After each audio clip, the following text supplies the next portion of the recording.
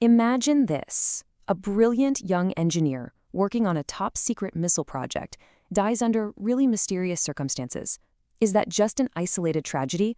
Or, as the source material we're about to dig into claims, is it just the latest chapter in a decades-long shadow war against India's greatest scientific minds? Okay, let's just dive right in. The central and frankly alarming question that our source material brings up is this. Are India's top scientists being systematically targeted? And if they are, who's doing it? So what kicked all this off again? Well, the event that brings this whole issue into sharp focus is a recent and, deeply troubling death from inside India's defense research community. We're talking about a man named Akashdeep Gupta. He was just 30 years old, an engineer with the DRDO, that's India's Defense Research and Development Organization, and he wasn't just working on any project. He was part of the team for one of the country's most vital strategic assets, the BrahMos missile. Now get this, the official description of his death was under unexplained circumstances. That's one of those phrases that just creates way more questions than it answers. For a healthy 30-year-old who's working in a high-security field, unexplained is a word that just doesn't sit right at all. But here's the thing. The source material we're looking at makes a really bold argument that this is far from a one-off incident. Instead, they say it should be seen as just one data point in a much larger and way more disturbing picture. The whole argument is that what happened to Akashdeep Gupta isn't an anomaly. It's actually part of a pattern, a trend of suspicious deaths that they claim has been plaguing India's most important scientific and research institutions for years. And this is where the scale of the claim becomes absolutely staggering. The source points to a report that alleges that just between 1995 and 2015, there were hundreds of these unexplained deaths. We're talking 684 at ISRO, the space agency, 387 at BARC, the Nuclear Research Center, and over 260 at the DRDO. I mean, just let those numbers sink in. They're huge. So, if these aren't just accidents or random tragedies, what are they? Well, this leads us to the source's central theory that these are actually calculated acts, all part of a foreign conspiracy. So why?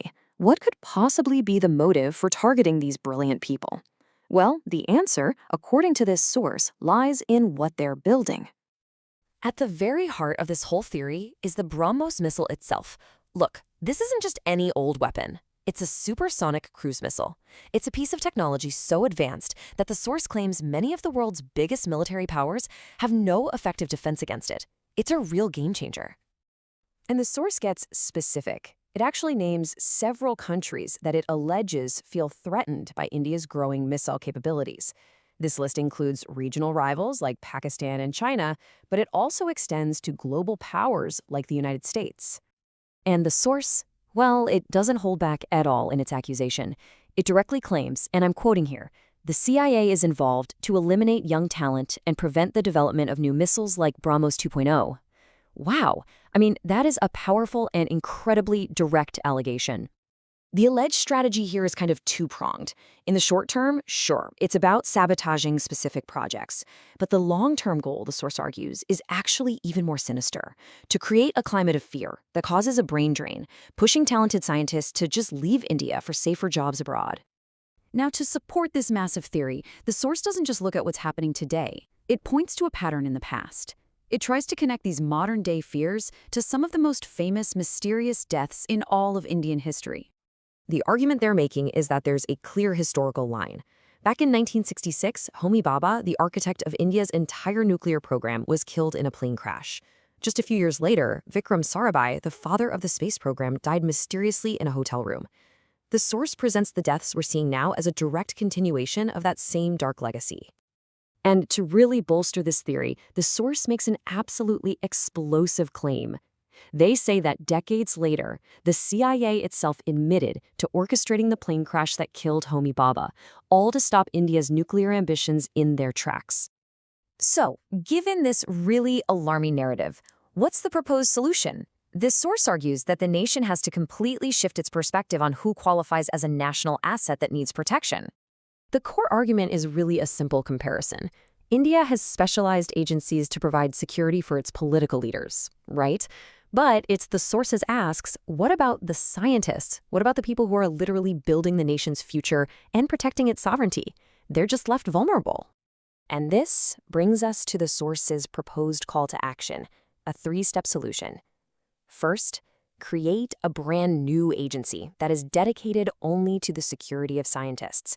Second, provide them with comprehensive 24/7 protection. And third, have this new agency coordinate very closely with India's existing intelligence bodies like IB and RAW. And this all brings us back to that one final, lingering question at the heart of this entire issue. The source is really asking all of us to consider. In this world of intense geopolitical competition, are the minds building India's future truly safe? It's a huge question, and its answer could very well define the nation's path for decades to come.